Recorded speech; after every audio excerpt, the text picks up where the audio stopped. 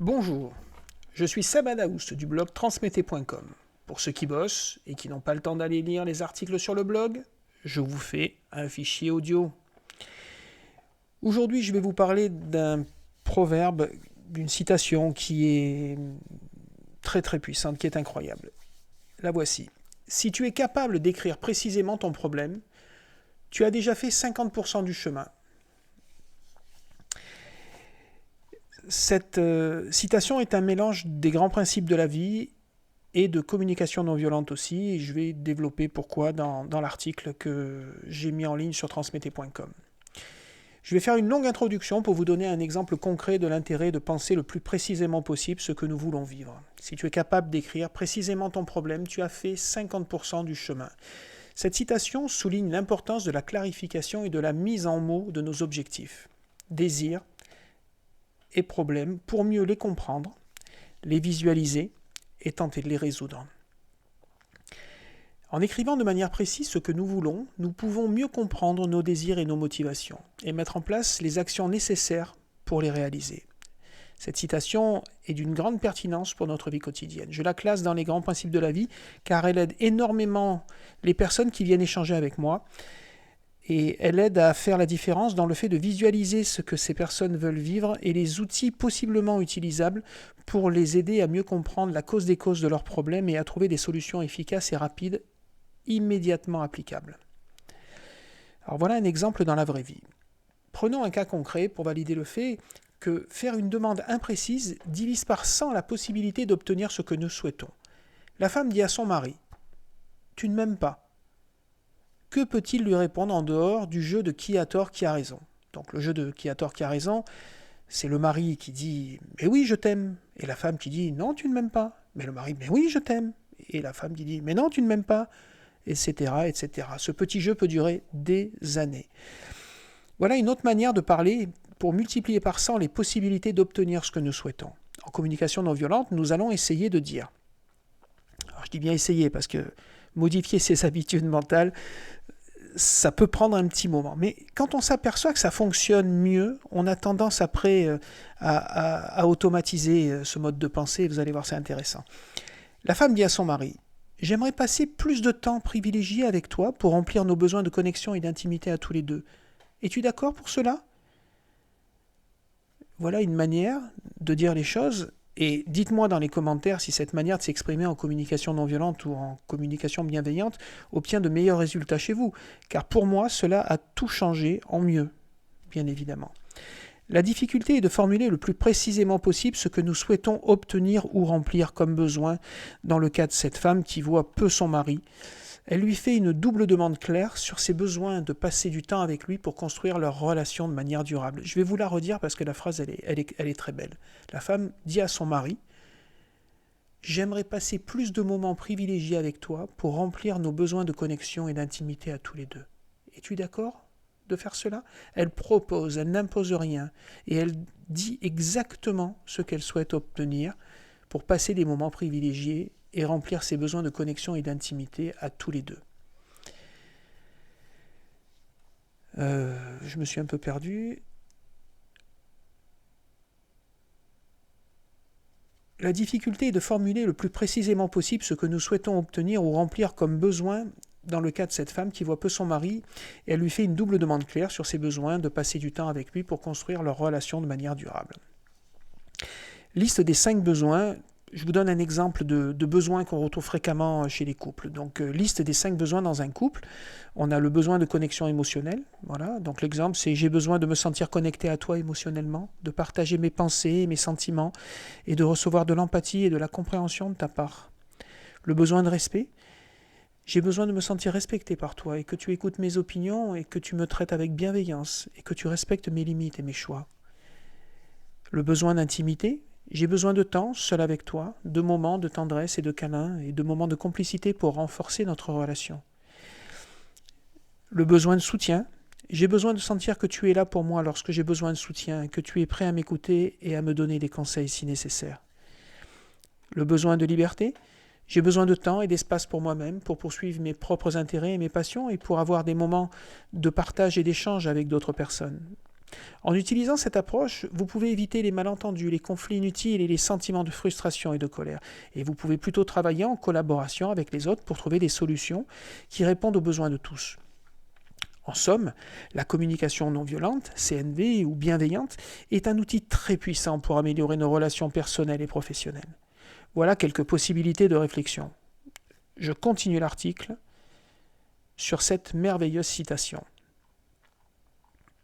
Alors, l'origine de cette citation. La citation, si tu es capable d'écrire précisément ton problème, tu as déjà fait 50% du chemin, est souvent attribuée à Charles F. Kettering, un inventeur, ingénieur et homme d'affaires américain. Kettering est surtout connu pour son travail chez General Motors, où il a développé de nombreuses inventions qui ont amélioré la production automobile. Il est également crédité de nombreuses citations inspirantes et de réflexions philosophiques sur la vie, le travail et la créativité. L'essence de son message est que la capacité d'exprimer clairement et succinctement un problème ou une idée est essentielle pour trouver une solution ou réaliser le potentiel de l'idée. Son curriculum est incroyable. Hein. J'ai mis le lien sur sa page Wikipédia. Allez la voir si vous passez par le blog, vous cliquez sur le lien et allez voir la biographie de ce monsieur, c'est impressionnant.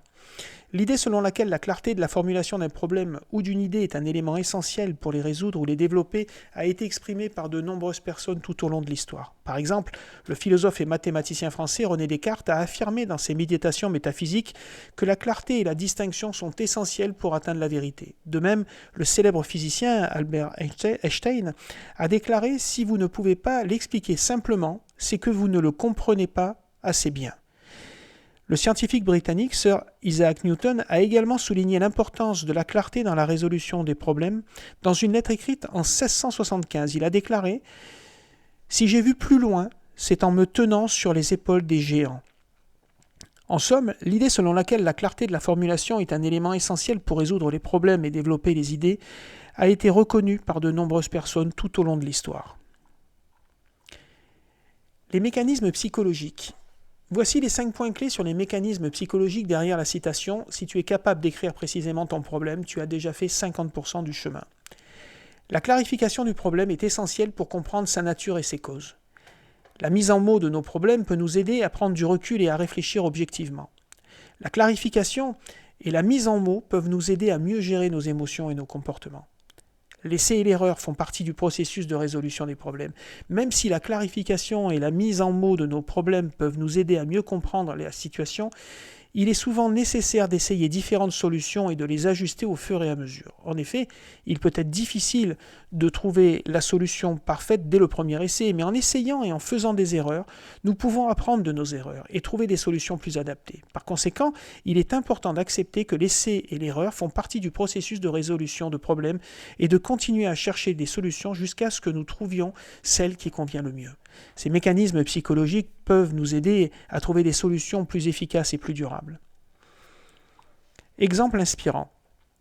De nombreuses personnes ont réussi à appliquer cette citation dans leur vie, en utilisant le pouvoir de leur esprit pour atteindre leurs objectifs. Certaines sont connues, d'autres non. Toutefois, leurs exemples sont remarquables à plein d'égards. Voici 3 exemples inspirants. Serena Williams, la célèbre joueuse de tennis, a déclaré dans une interview qu'elle a toujours pris le temps de réfléchir à ses problèmes et de les écrire sur papier avant de prendre une décision. Selon elle, cette méthode l'aide à mieux comprendre ses émotions et à trouver des solutions plus efficaces. Dwayne Johnson, The Rock. L'acteur et ancien lutteur professionnel a également parlé de l'importance de la clarification des problèmes dans sa vie. Il a déclaré dans une interview qu'il prenait toujours le temps de définir clairement ses objectifs et ses problèmes avant de prendre une décision ou de passer à l'action. Brené Brown. L'auteure et conférencière sur le développement personnel est connue pour son travail sur la vulnérabilité et la honte. Dans ses livres et ses discours, elle parle souvent de l'importance de mettre en mots nos émotions et nos expériences pour mieux les comprendre et les gérer. Ces 3 exemples montrent que la clarification et la mise en mots de nos problèmes peuvent être utilisés avec succès par des personnes de tous horizons, pour mieux comprendre leurs émotions, leurs motivations et leurs objectifs, et trouver des solutions plus efficaces. Comment essayer de changer ses habitudes mentales ? Donc là, j'ai trouvé 5 étapes nécessaires pour appliquer ce principe dans la vie quotidienne. Prenez le temps de réfléchir. Prenez le temps de réfléchir à votre problème et à ce que vous souhaitez réellement accomplir ou résoudre. Mettez votre problème par écrit et soyez le plus précis possible sur ce que vous ressentez, ce que vous voulez accomplir et les étapes nécessaires pour y parvenir. Essayez de voir votre problème sous différents angles. Essayez de voir votre problème sous différents angles et perspectives pour mieux le comprendre. Réfléchissez aux solutions possibles. Réfléchissez aux solutions possibles et essayez-les une à une en les ajustant en fonction de vos résultats. Vous pouvez vous servir des cartes mentales pour faire ça. C'est un outil fabuleux pour soulager votre intelligence. N'oubliez pas que l'essai et l'erreur font partie du processus. Voilà, n'oubliez pas que l'essai-erreur fait partie du processus de résolution de problèmes et qu'il peut être nécessaire de revenir en arrière et d'essayer à nouveau certaines solutions.